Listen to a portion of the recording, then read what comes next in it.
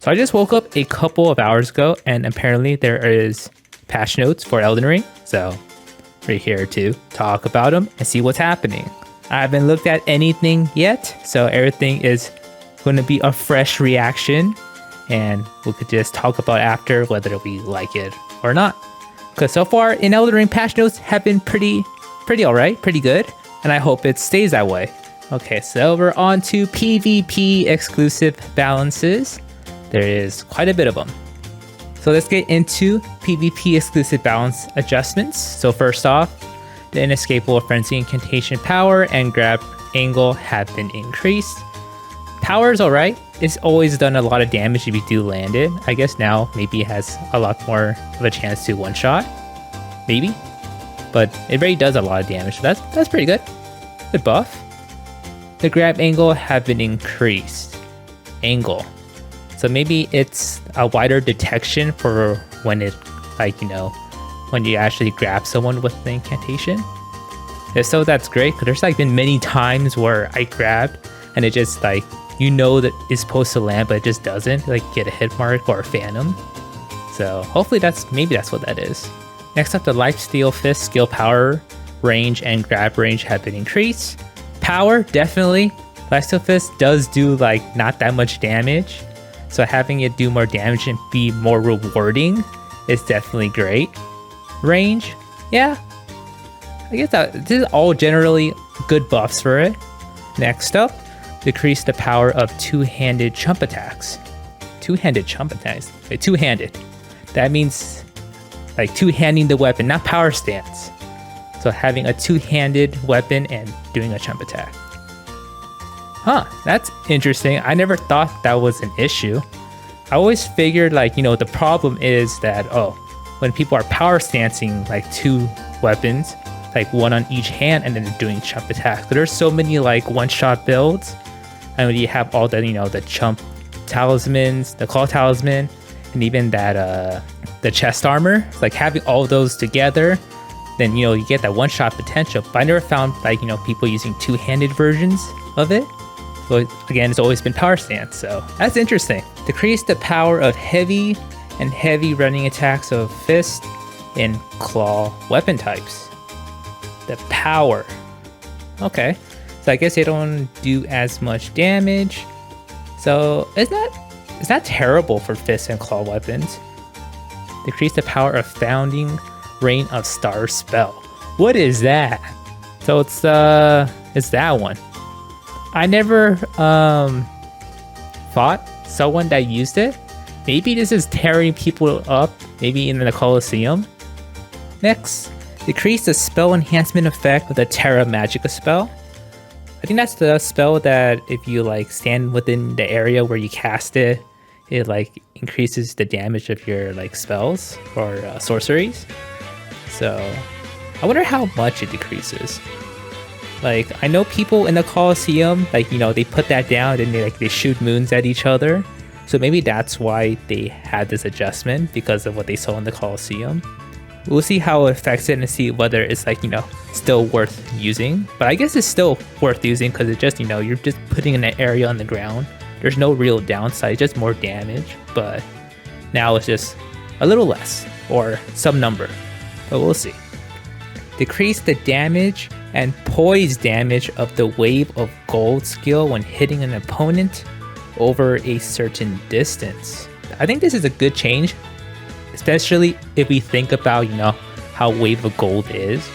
You start small, a small cone, and then it goes, it expands larger as the wave goes out. So I guess, it makes sense. It starts off really strong, a lot of damage, a lot of poise damage. As it goes out, it decreases. So that makes sense. I bet you this is also because of the Colosseum. So you can't just spam this from one side of the map and then just have it do the same damage, same poise damage throughout. Because that's probably a killer in the Colosseum. I'm assuming.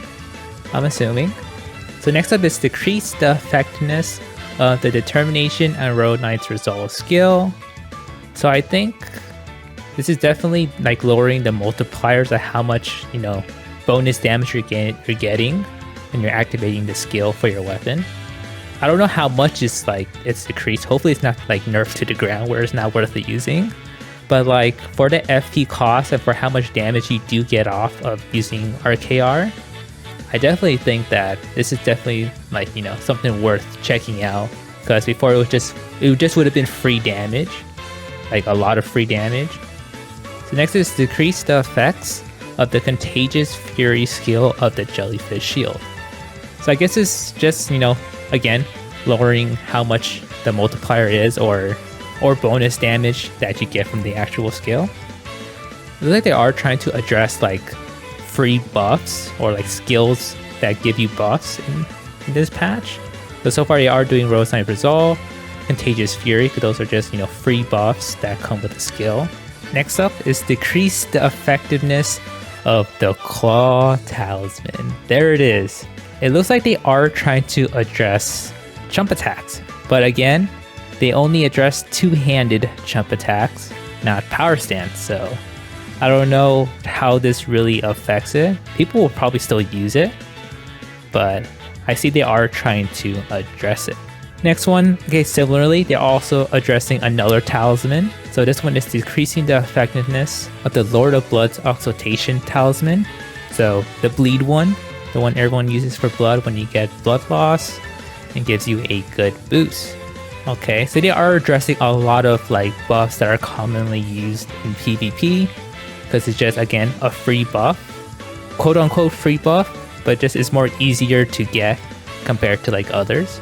And next up is decrease the attack power buff granted by the White Mask head armor. This definitely shows me that they're nerfing blood in general. The last time they have nerfed, seppuku, right? That was one part of the bleed build that they nerfed, but it was still pretty strong because you can still get the bonuses from, again, this talisman and the White Mask. But now in patch 1.09, FromSoft has decided to nerf blood. So next up is decrease the jumping attack damage buff granted by Raptor's Black Feathers armor.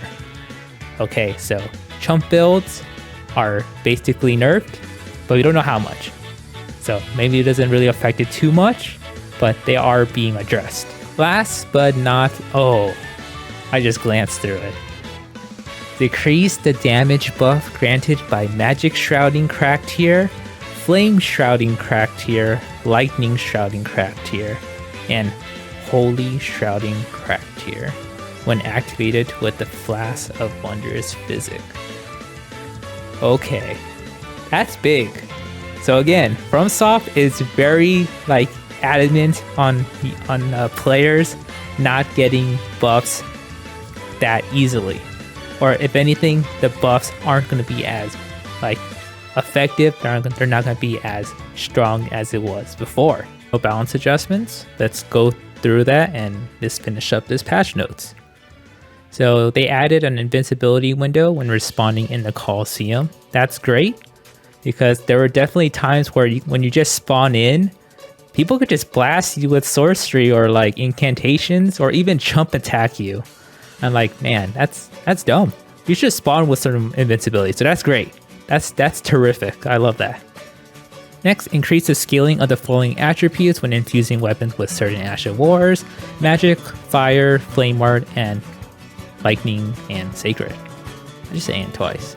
Talking is hard. But yeah. So I guess using those infusions, now that I have, more damage, they will like have better scaling.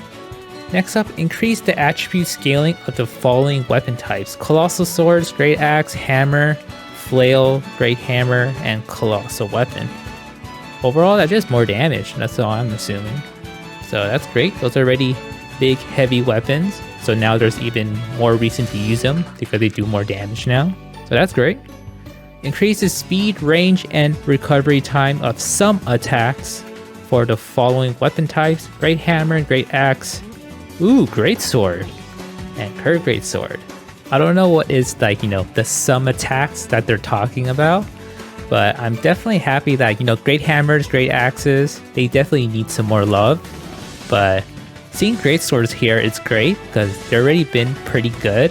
So seeing them have like increased speed, range, and recovery time, that's great for it. Same could be said for Curved Great Sword. So again, good buffs. Flail weapon changes. Increase the speed of some attacks. Reduce attack recovery time. Okay, so you can roll a little quicker from each hit. Increase poise when using two-handed attacks. Okay, that's good. Increase running attack speed and reduce attack recovery time for the following weapon types.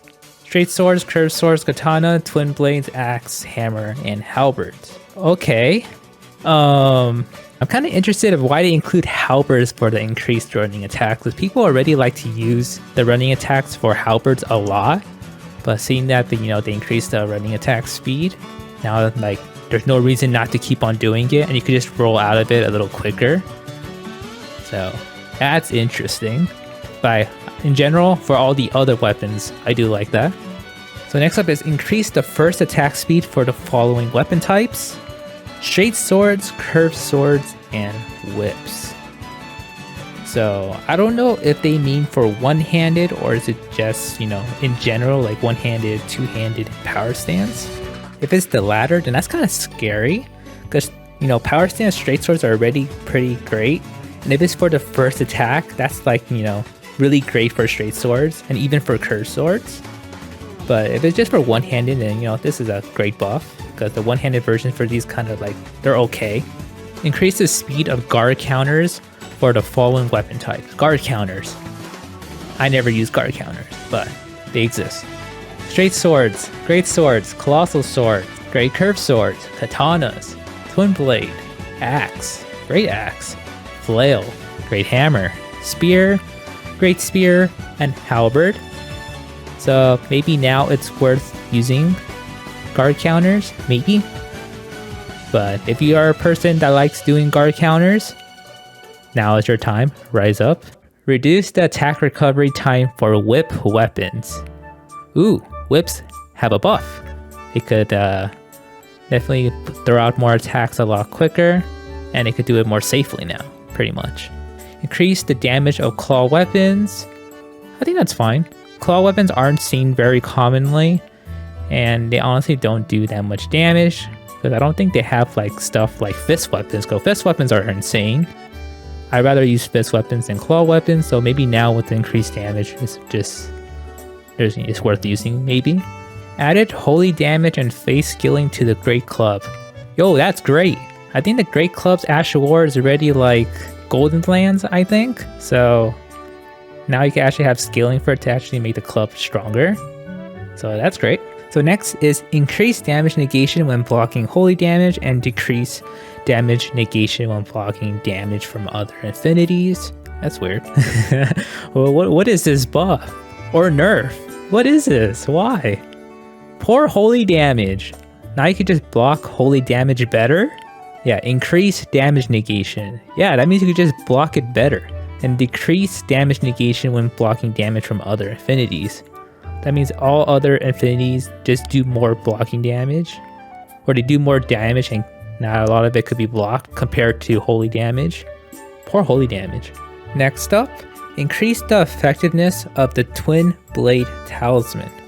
What is that? Twin Blade Talisman increases the damage of the final hit in an attack chain by 20%. I've never used this. If you have used this and you are watching this video, let me know what type of build would you use with the Twin Blade Talisman, other than Twin Blades. And I might check that out, because I never actually used this. So next up is slightly reduce rolling travel distance for light equipment weight. Ooh, that's huge. They're nerfing light rolls. Wait, that's huge. Slightly. How slightly? What's the distance? Someone needs to get that ruler. I know that if you have a lightweight roll, you could just like not interact with people if you do have like weapons that are like more projectile based, or like sorceries, incantations. You could just not engage with people if you're just spamming light roll, because you could just like sometimes the roll is just really far. So last but not least, decrease the hitbox size for some attacks of the following weapon types. Thrusting swords, ooh, interesting. Heavy thrusting swords, interesting. Spears, great spears, and halberds. Okay, so I guess now you have to be a little more precise and more so like, you know, hitting the body pretty much. And you know what? That's okay. I'm okay with this. I do like using, you know, spears, halberds, and thrusting swords, but you know, sometimes you just get hit by things where you shouldn't get hit.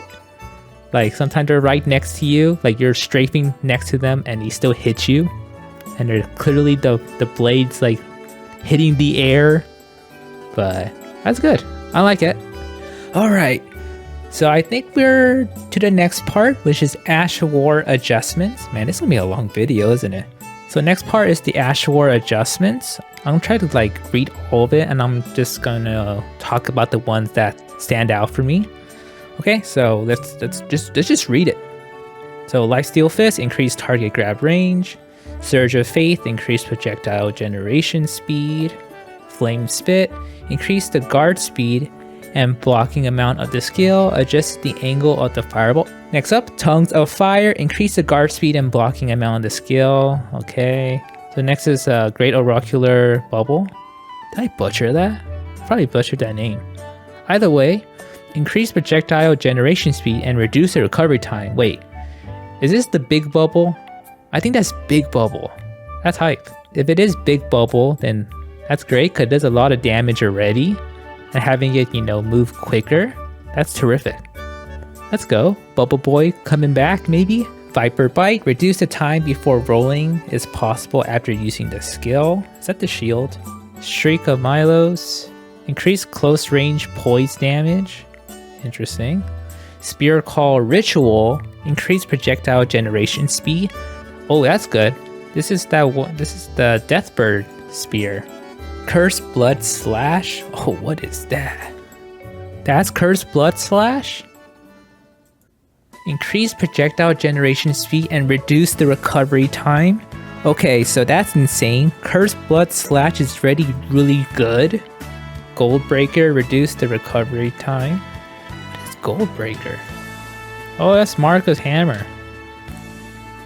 Ooh, okay. So that skill got a buff. Interesting.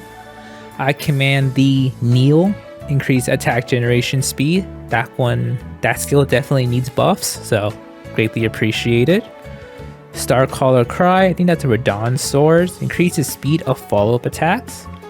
That's I wonder how quick it is. Before it's like so easy to, you know, to telegraph when it's coming out and to backstab someone. Maybe it's quicker so that we can't get behind. We'll see.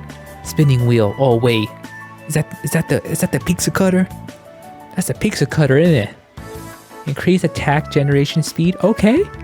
Added a roll and heavy attack canceling timing while using the skill. Yo, that's tech. Wait, I'm gonna check that. I'm gonna make a video about that. Overall, pretty good buffs. There are definitely some in here that I didn't expect to be buffed, but definitely the one that stand out for me is the Spinning Wheel, because I love the pizza cutter. Curse Blood Slash, that's already insane. Spear Call Ritual, it's already insane also. So all buffs, no nerfs for like specific Ash Wars. So after reading all these balance adjustments, I'll definitely state that my feelings toward this like patch 1.09 is definitely between okay to good. So far, FromSoft has been pretty good in terms of their patches and how far they buff stuff and how far they nerf things. I would say that the nerfs to the bleed stuff, to the chump stuff, and even all the, you know, the damage buffs, a lot of damage buffs that they nerfed. We'll have to see how far it is. If it's just like how it's been before, or it's, you know, pretty fair and it doesn't like nerf it to the ground, I'll say that's pretty good. So definitely fights now will be a little longer.